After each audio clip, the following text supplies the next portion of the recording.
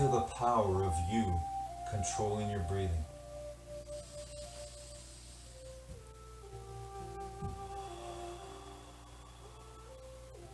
In through your nose and out through your mouth. You've got your legs crossed, your back straight, your eyes closed. You remember the truth. You know the truth that you were born to win, to take control of your life the way you take control of your breathing.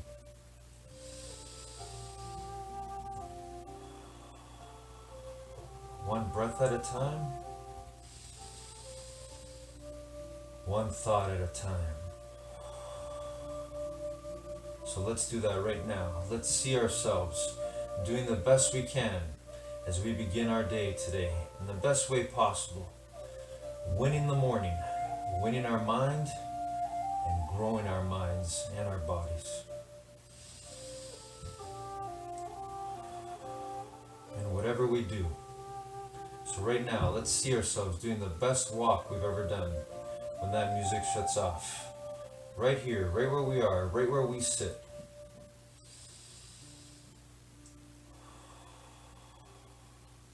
Because we know the truth.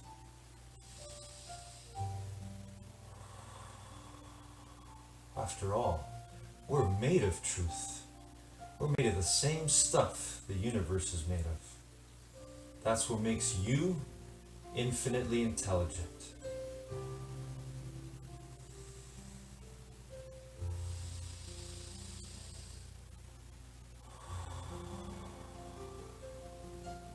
See yourself right now doing the best walk you've ever done when that music shuts off.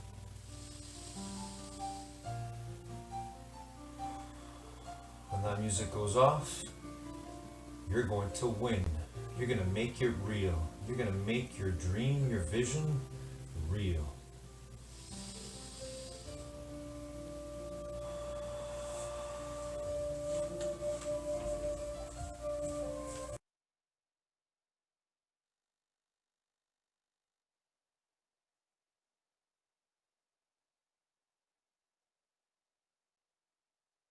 Me empezó a cambiar la noche que te conocí. Tenía poco que perder y la cosa sigue así. Yo con mi sostén a rayas y mi pelo a medio hacer. Pensaste todavía es un niño, pero ¿qué le voy a hacer? Es lo que andaba buscando, el doctor recomendando. Creí que estaba soñando. Oh, oh, ¿de qué me andaba quejando? No sé qué estaba pensando. Voy pa'l cielo y voy pateando.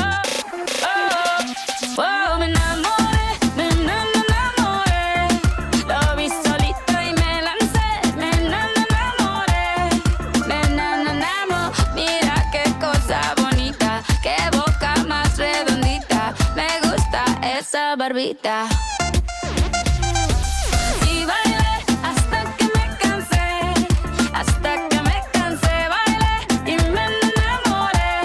Nos enamoramos, un mojito, dos mojitos. Mira qué ojitos bonitos. Me quedo otro ratito. Contigo yo tendría 10 hijos. Empecemos por un par.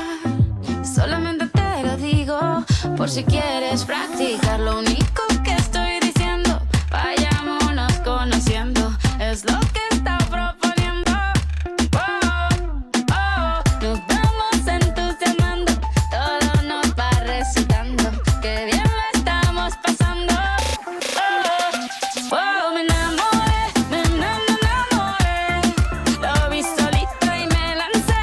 Me enamoré, me enamoramos. Mira qué cosa bonita, qué boca más redondita. Me gusta esa barbita.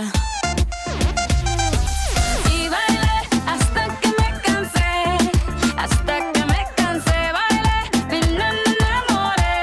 Nos enamoramos, un mojito, dos mojitos. Mira qué ojitos bonitos. Me quedo otro ratito. Nunca creí que fuera así. ¿Cómo te fijarías?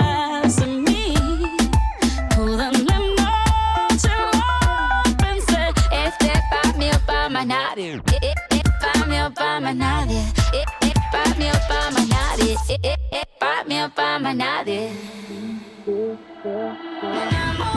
Me enamoré, lo vi solito y me lancé. Me enamoré, mira qué cosa bonita, qué boca más redondita, me gusta esa barbita. Y bailé hasta que me cansé, bailé, me enamoré. Nos enamoramos, un mojito, dos mojitos, mira qué ojitos bonitos, me quedo otro ratito. Nunca creí que fuera así, ¿cómo te fijarías en mí? Toda la noche lo pensé, este pa' mí o pa' más nadie, pa' mí o pa' más nadie, pa' mí o pa' más nadie, pa' mí o pa' más nadie.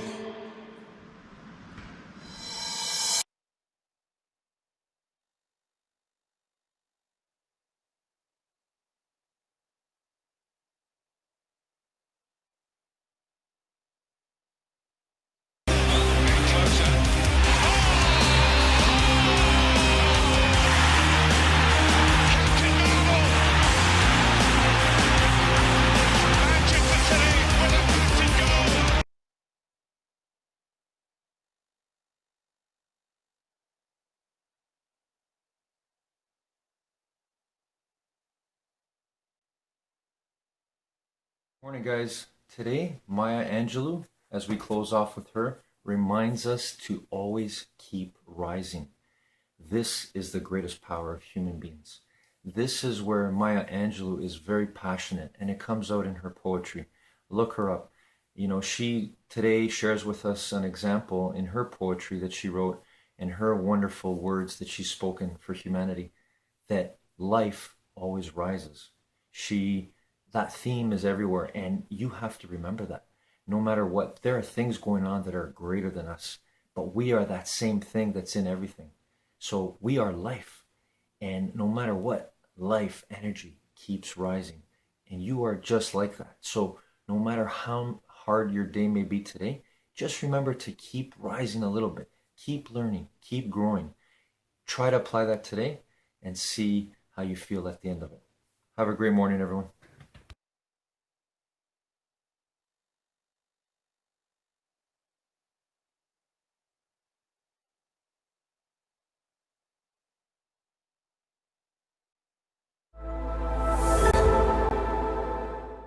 So one thing that I have been thinking about so much is that we all have this overarching narrative that we run through our mind constantly. And a lot of times we're really passive when it comes to it. Like we don't even realize that this narrative is running and it's telling us who we are, what we're capable of, what our purpose is.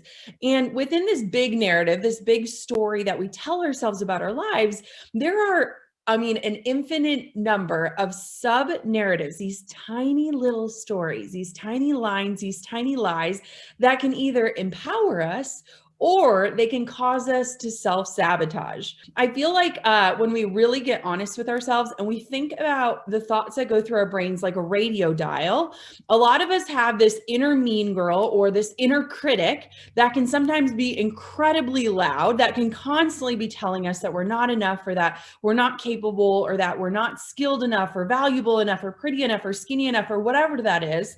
But what I'm inviting you to do today is like a dial on the radio to turn that inner critic down so that we can start to observe what our true mindset is, where it is rooted, and then how we can transform that as we start to move forward. So I want to tell you one quick story before we dive in. So my daughter is 2 years old. Her name is Coco, and she is just this little ball of energy. She's amazing. And every single morning when I wake her up, we always have like a little chit chat. And my daughter is slightly obsessive when it comes to cleanliness. She takes after my husband. He loves to vacuum. And one morning I saw her lick her finger and try to wipe a little mole off of her arm. She has this tiny little freckle, and oh my God, I just love that freckle so much. And so I'm waking her up out of bed and I watch her lick her finger, and she's just trying to get this mole gone. And it broke my heart because I was like, something in her thinks that that makes her broken or messy, or that there's something wrong with that. And so that day I told her, I said, honey, look at this. This is your special spot. Only you have this spot. It makes you one of a kind. It's my favorite part about you. It's so amazing. And the next morning I went in to wake her up in her crib, and she wakes up and she grabs her arm and she kisses it. She kisses that spot. And every single day when I wake her up now, she greets her special spot with so much love and adoration. And she notices little tiny freckles on me and on my husband, and she kisses them because we changed the way that she thought. We changed that thought pattern. And it was super interesting because I interviewed this incredible expert in neuroplasticity. And that word is so long, it almost threw me off. And she said that story about your daughter proves that our brains are malleable, like that we can learn and relearn thoughts and patterns, that we can actually change based on our environment and our perspective.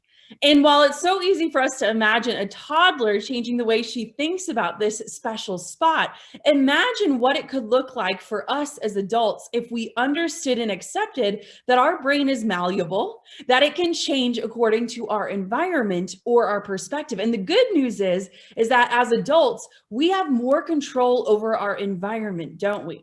So environmentally, we're receiving input or feedback from 5 to 10 people daily, which leads us to cultivating similar mindsets and belief patterns. And what we need to know about belief patterns is that both positive and negative ones can become our perspective.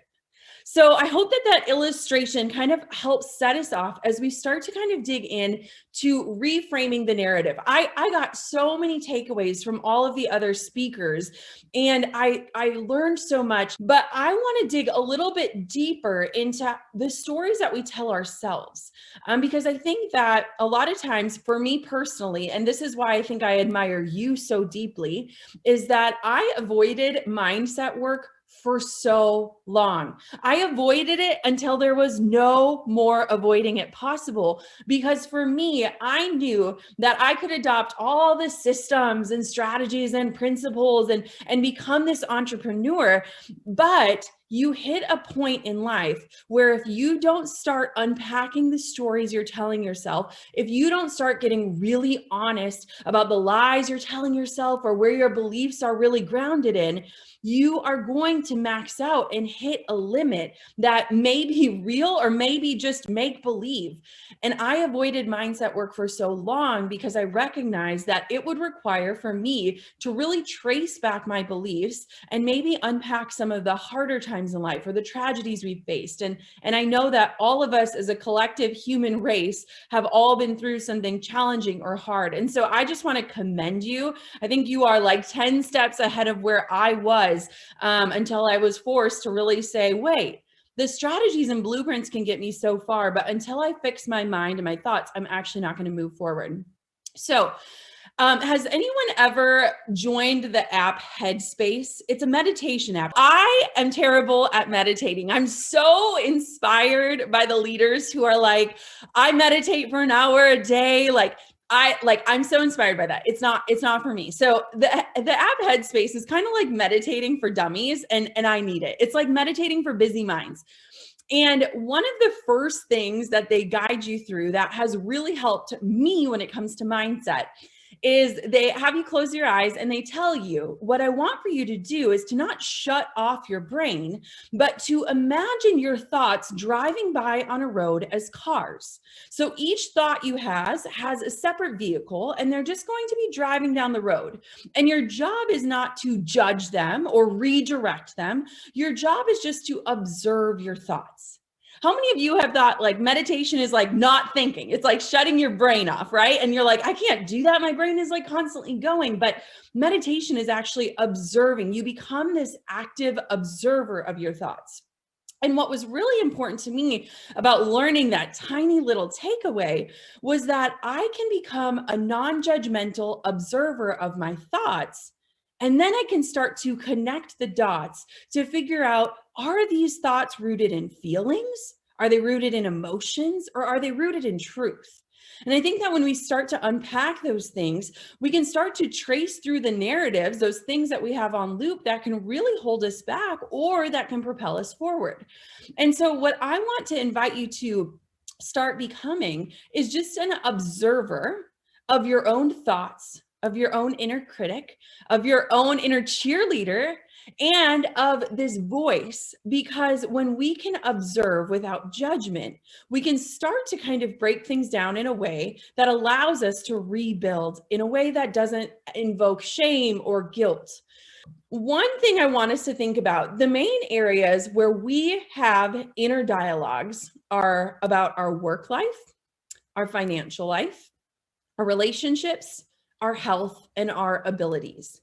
And so when you think of those categories, I would challenge you to think about or write down the top area that you're struggling with the most. And so let's say you really struggle in work and you might be doubting your abilities to be able to effectively communicate. So you question yourself all the time. You question, did I say the right thing? Did I not say enough? Should I have raised my hand? Should I have spoken up?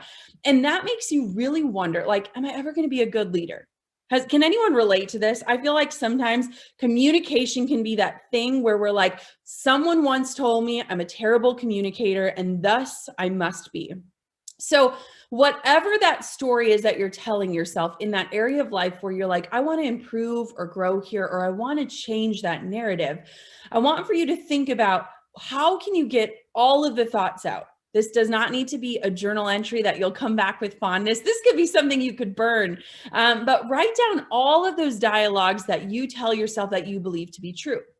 So what is that story that you tell yourself about why you believe you are lacking, or you're not effective, or you're not successful in this area of life? And if we invite ourselves to gently observe our thoughts and we continually ask ourselves a question, why, you'll likely start to uncover a narrative that has been on repeat in your life.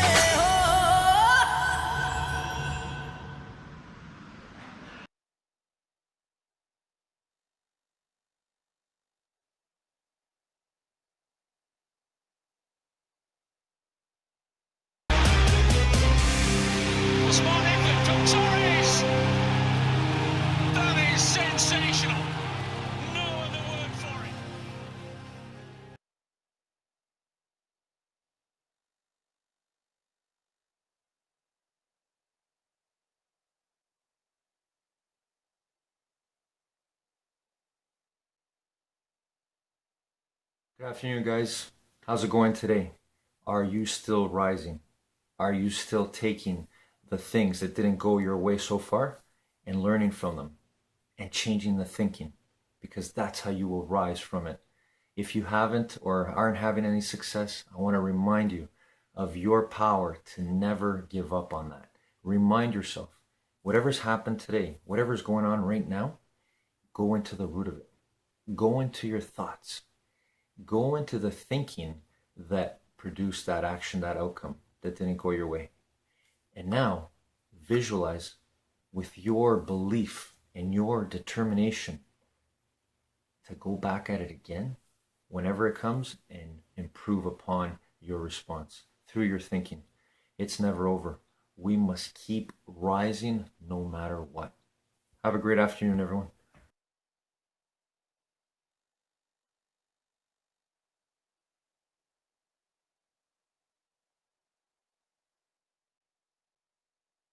If you wanted to create a new personal reality, a new life, you'd have to change your personality, which means you'd have to start thinking about what you've been thinking about and change it. You'd have to become aware of your unconscious habits and behaviors and even what you say and modify them. And then you'd have to look at those emotions that keep you anchored to the past and decide if those emotions belong in your future. So most people try to create a new personal reality as the same personality, and it doesn't work. We literally have to become someone else. In other words, thoughts are the language of the brain, and feelings are the language of the body. And how you think and how you feel creates a state of being. So most people have experiences in their life that brand them emotionally. They feel fear, they feel anger, they feel bitterness, they feel frustration, they feel insecurity, and those emotions then become part of their identity. So once they think certain thoughts that turn on certain circuits in their brain, the moment they feel insecure, they think more insecure thoughts, which makes more chemicals for them to feel insecure. And the repetition of that cycle over time conditions the body to subconsciously become the mind of insecurity. So then the person says, I am insecure. And whenever you say, I am anything, you're commanding your mind and body towards a destiny. Hey, it's Evan Carmichael, and I make these videos because in my first business, I was making $300 a month. I quit on my business partner, and the thing that saved me was studying the stories of super successful entrepreneurs. So I hope that this story today helps give you the motivation you need, because I still need it too myself. So today, let's learn how you can manifest 10 times faster. Enjoy. Most people's biology is, for the most part, their past. And so if you're not being defined by the vision of the future, some new possibility in your life, you're only left with the old circuitry in your brain and the old emotions of the past. So the question then is, can you believe in a future that you can't see or experience with your senses yet, but you've thought about enough times in your mind that your brain is literally changed to look like the experience has already occurred? Now, the latest research in neuroscience says you can change your brain just by thinking. So then, as you begin to think about a new possibility, and your brain begins to fire in new sequences and new patterns and new combinations, and you begin to plan your behaviors, and you begin to review in your mind, mentally rehearse who you're going to be in your life, the mere action of mental rehearsal begins to install the neurological circuits in your brain. Now your brain is no longer a record of the past. Now it's in fact a map to the future. And if you were then to begin to emotionally embrace your future before it's made manifest, in other words, you're not waiting for your healing to feel wholeness. You're not waiting for your new relationship to feel love. You're not waiting for the mystical moment to feel awe. You're not waiting for your success to feel empowered. That's the old model of reality, of cause and effect. In other words, the materialist, the person who's waiting for their wealth to come to feel abundance, they're living by that model of cause and effect. But the quantum model is about causing an effect, which means you begin to experience your own worthiness and your abundance before it occurs. You have to feel wholeness in order for your healing to occur. We have to feel love for ourselves and love for life in order for us to have love in our life. And so then to instruct people how to teach their body emotionally how that future could feel like before it's made manifest. If they do it properly, their body as the unconscious mind begins to believe it's living in that future reality in the present moment. And they're beginning to signal new genes in new ways that begins to change their body to look like the event has already occurred. Rule number 2 is believe with Gabby Bernstein. We will manifest what we believe. There's a big but here. We often have an idea of what we want to bring into our life, have a vision of who we want to be, have a desire, but the biggest thing that's blocking us from stepping into that truth is the belief. I was literally backstage just now with somebody and she was like, I really just can't wait to be, doing more of what you're doing. And I looked at her and I was like, you will. And then I stopped myself and I said, no, you are. You are. Doesn't matter like the audience size. It doesn't matter the reach. It's like, you're just doing it. And so when we get that and we believe that, then it just multiplies. The universe conspires. And I know I'm not unfamiliar with lacking belief in any way, shape, or form. 17 years ago, would never in a million years have believed that I would be here, right now, with all of you, that I would have had the career I've had, the life that I've had, the husband I have, the child I have. Nope, never would have believed it. And there's one moment in particular I can think my way back to. I'm 24 years old and I'm sitting in my white beat up Toyota Corolla. And I'm adhering to alternate side of the street parking regulations in New York City. If anybody knows New York, you have to sit on the side of the road until the street cleaners come behind you. Very sexy. So I'm sitting there and I'm in my white beat up Toyota Corolla and I'm just shielding my eyes from the sun and I'm drinking this Gatorade and I'm coming down from the night before. I have not slept. I was just at an after hours party about 30 minutes prior. No business being behind the wheel. And I'm just in the car and I'm pressing play and rewind on my cassette tape. Play, rewind, play, rewind, play, rewind. Over and over, I'm listening to the voice of this psychic medium who I had had a reading with 5 months earlier. And I hear the psychic's voice say to me, "You're struggling with drugs and alcohol." "It's not that bad," I respond, quivering, literally. And she goes on to say, "My dear, you have 2 choices in this lifetime. You can choose to stay on this path and really suffer, really struggle with addiction. Or you can choose to get clean and sober and make a major impact on the world."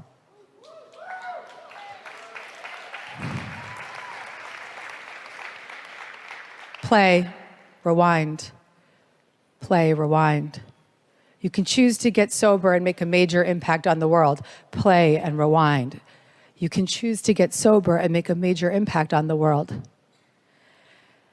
And I feel her words and I want that truth, but I don't believe it. I don't have any proof of how that would be possible. I don't believe I'm worthy of that. I'm afraid to even contemplate what it would take to get there. And I just kept pressing play, rewind. Then I noticed the street cleaners coming behind me, and so I have to move the car across the street. I park the car. I look outside my window and I see all these people with their shoulder bags and their coffees and their dogs, and they're all walking somewhere. They're going to work. They're doing something special in the world. And I'm going nowhere. I'm going nowhere. And I sit in that car and I just chug that final Gatorade. I throw the Gatorade bottle on the car. I step out of the car. I walk across the street to my studio apartment that's on the ground floor with the garbage cans outside the window. I get into the shower. The shower is kind of like crusty and moldy, and I just let the water just flush down my face. And I'm seeing this mascara just dripping down my eyes in the mirror. At which point I take some kind of downer just to fall asleep. And And I get in my bed with that downer, waiting for it to set in. And I start to feverishly journal in my journal over and over and over again. Get sober and you can make a major impact on the world. Get sober and you can make a major impact on the world. Just over and over and over. And I hear the clanking noises of the garbage cans outside my window, and it just gets softer and softer and softer. And the pill starts to set in. The anxiety will subside until I wake up later. I think my way back to that girl, 24-year-old girl, with a stack of self-help books next to her bed, her journal in her hand.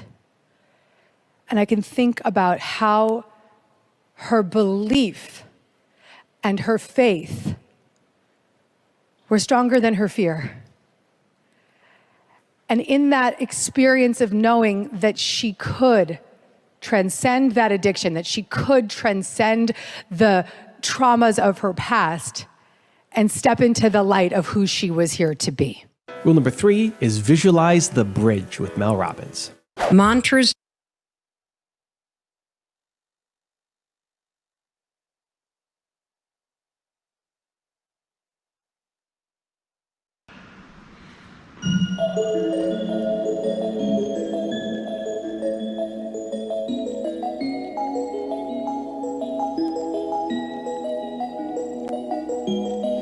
I'm done hating myself for feeling. I'm done crying myself away. I gotta leave and start the healing. But when you move like that, I just wanna stay. What have I become? I'm looking through your phone now, oh now. Love to you is just a game. Look what I have done. I'm dialing up the numbers, oh yeah.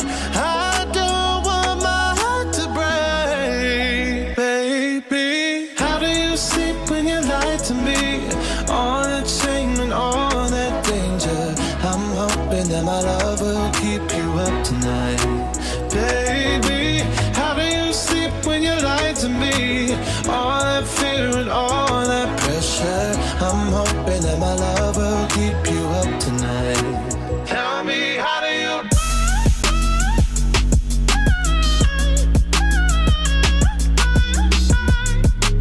Love will keep you up tonight. Tell me, how do you? Oh no, how did I manage to lose me? I am not this desperate, not this crazy. There's no way I'm sticking around to find out. I won't lose like that, I won't lose myself. Look what I have done, dialing up the numbers, oh yeah.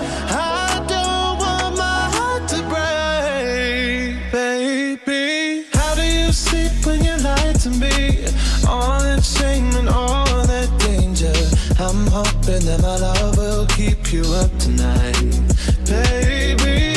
How do you sleep when you lie to me? All that fear and all that pressure. I'm hoping that my love will keep you up tonight. Tell me, how do you? Yeah. Yeah. Love will keep you up tonight. Tell me, how do you? Oh,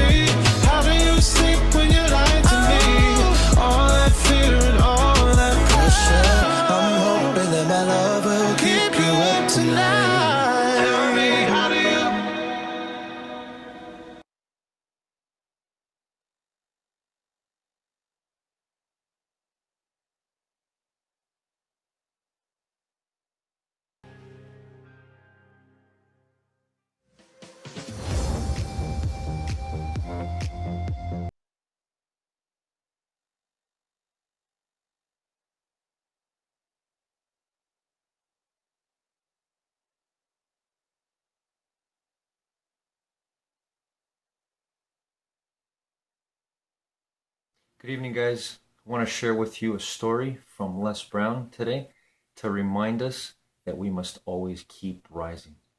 And how did it go today, by the way? Can you find examples where you used that thought energy of always trying to keep rising? If not, get it back in your mind. Tomorrow's another day. This is another moment. You always can rise from whatever you've fallen from. And I want us to remember Les Brown's story where he was playing a game of Connect Four with his son, his younger son, and he wanted to go to sleep. He was tired. He kept winning and beating his son. And his son said to him, "Dad, it's not over until I win."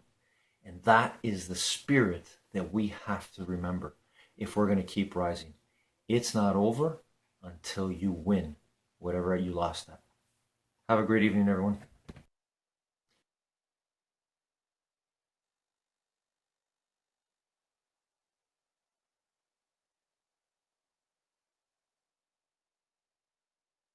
Do what you love and make sure money follows you. There are so many starving artists. They do what they love, but that doesn't necessarily mean that they can make money. So you have to make sure it's two different things. But I think if you do what you love, definitely you'll become happier and less stressed, and you'll be more attractive as a person. And that person has a better chance of making money if they choose to. Just once again, forget about the money part, because making money is just, I'd say, one of 14 fields in the life. You know, your self-image, or your sense of contribution, connectedness, sense of being connected with nature is often forgotten in Western world. There are many fields of happiness. If you focus only one or two, business and money, you cannot see all the other 12, for example. Need motivation? What's talking with the Lead Nation? Hey, it's Evan Carmichael, and I make these videos because in my first business, I was making $300 a month. I quit on my business partner, and the thing that saved me was studying the stories of super successful entrepreneurs. So I hope that this story today helps give you the motivation you need, because I still need it too myself. So today, let's learn from one of the best, Ken Honda, and my take on his top 10 rules of success. Enjoy. Rule number 2, identify your skills. You have to know where your gifts are. You may be good at speaking, writing, cooking. You have to identify what is like 2 or 3 things that you're super good at. So just start finding what you're super good at. And the second is build your own business model, business system. For example, the reason why my publisher prints 50,000 copies at the beginning is that I have so many fan base. I have about 500,000 people on my list. And when I just talk about my book, I get views of my book. Podcast is download of 48 million downloads. So I have that fan base. So if you have that strong foundation, and I also have a subscription system. It's one of the largest online salon. We have about 12,000 membership, each paying $10 a month. Wow. And I started out the same one in English. It's called Arigato Living Community. We have at the beginning 500 people, but I think it's going to grow. So if you have the base, set up a system so people can support you. Like say, people could be in Azerbaijan or Congo or in China, whoever likes my material, they're going to buy my books, and also they're going to become a community member. So if you have a business model, you have a strong base, people start paying you. And if you have a strong connection with the members and people, they're going to keep supporting you. And if you don't betray them, they're going to come back as a loyal customer. So for me, I publish many books, right? So when I publish my next book, people are going to pre-order without knowing what it's in it. Yeah, it's like a chef, chef is going to cook something. You don't know what, but you trust chef enough to just order food in advance. Yep. So chef's special, if you do a chef's special in your own area, how many people are going to buy it? Is it like your friend, your best friend, and your mom?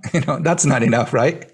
So just start improving your gifts, build a business model, and just build a strong, deep connection with people. Some of my readers are like 20 years old, and they're now passing down my books to their children. So if that happens, you have the next generation people coming in, right? So the stronger the base, the higher your income. So if your base is like, say, 100,000 people or 10,000 people or like 50 million people, that will decide how much you're going to make. So have a strong, trustworthy relationship with your customers and friends. And that is the beginning to your first $1 million. Rule number 3 is help others. Money is energy. If you help, money comes. So I talked about this in a very casual way.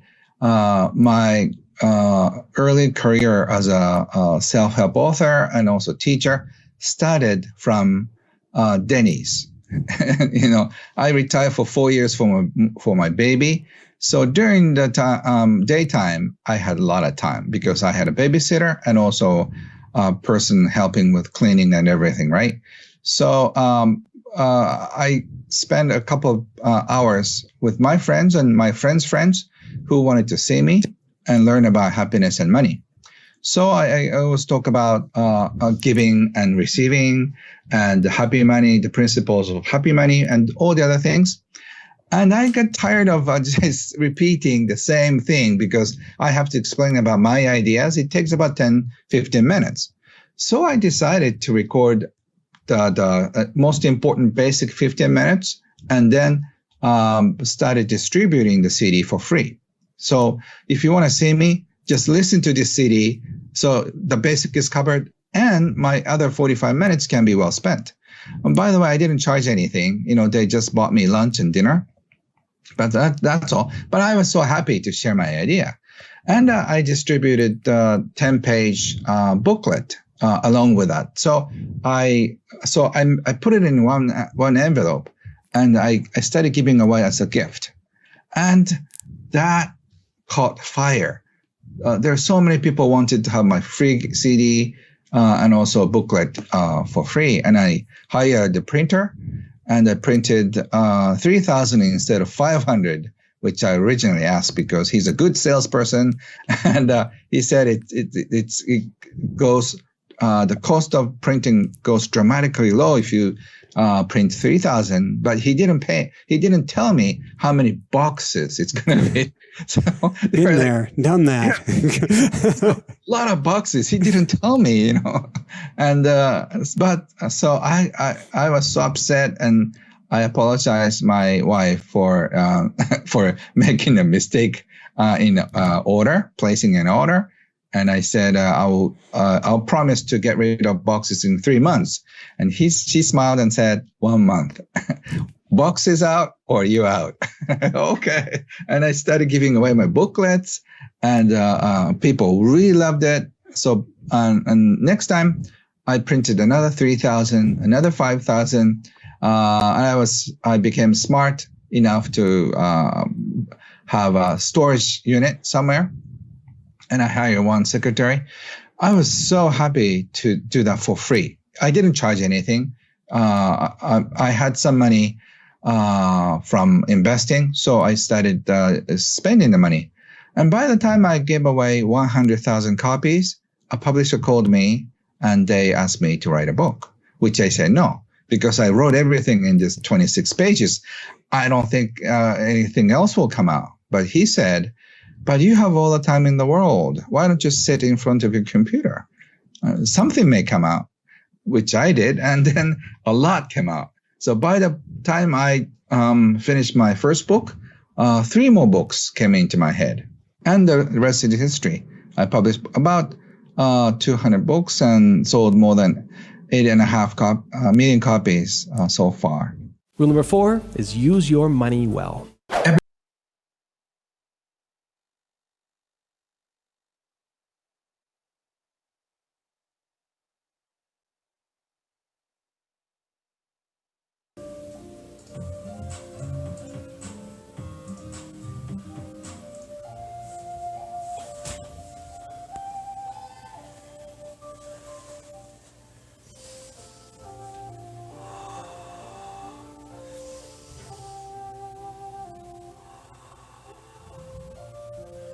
And once again, legs crossed, back straight, eyes closed, focused on our breathing. Back to our breathing.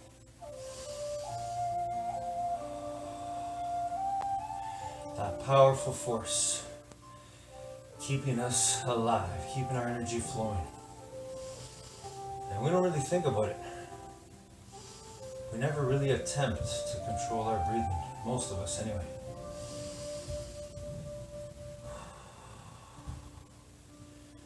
But we were born to do that too. To remember that in any moment, we can take charge of it, the way we take charge of our breathing. Same way we take charge of our mind, our thoughts. So reflect back on today. How did you do? Are you satisfied with your work ethic? Are you satisfied with your determination? Did you use it in its fullness, its beauty?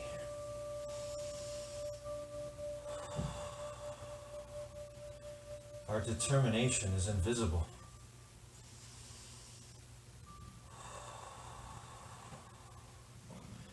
We cannot put our finger on it. We cannot see it, but it is there. We have the power to determine what we will think and what we will do. Today, we've won the morning. We've won our minds, and therefore we can win our day and our life.